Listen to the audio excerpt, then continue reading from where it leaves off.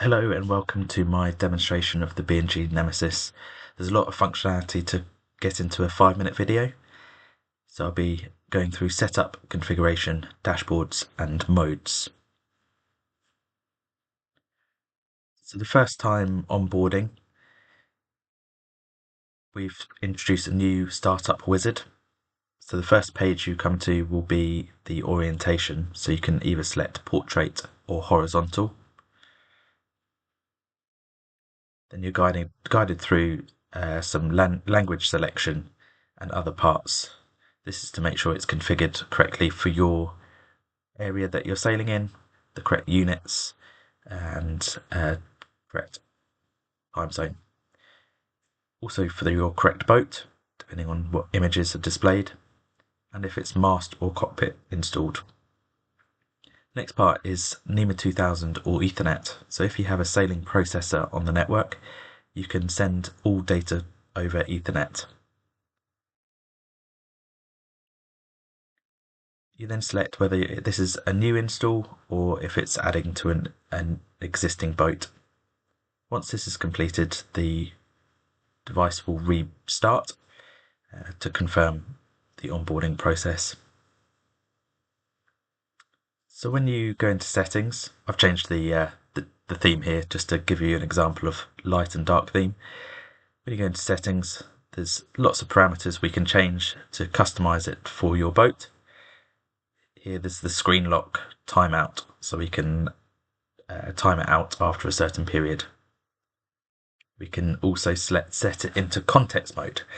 This is so that you can set it up and just leave it to change pages depending on your sailing mode. I'll go into this in a bit more detail shortly. You can configure alerts if you require them. Alerts are off if they're set as a mast display.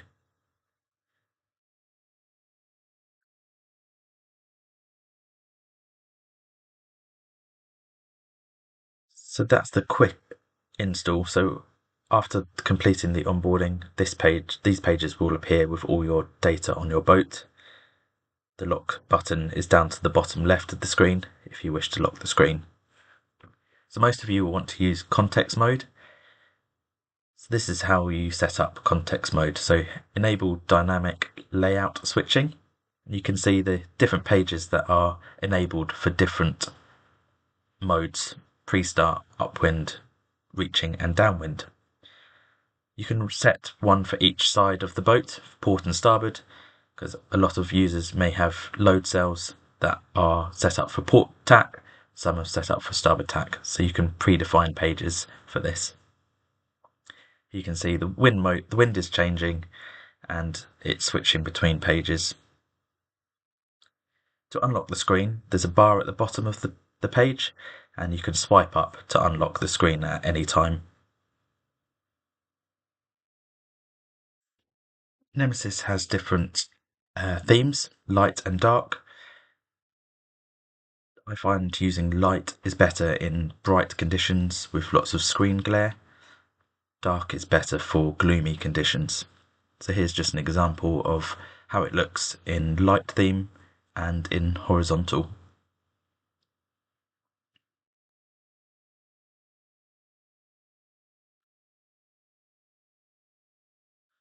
Here's the start line page that can be configured with your start line information. So creating new dashboards on Nemesis.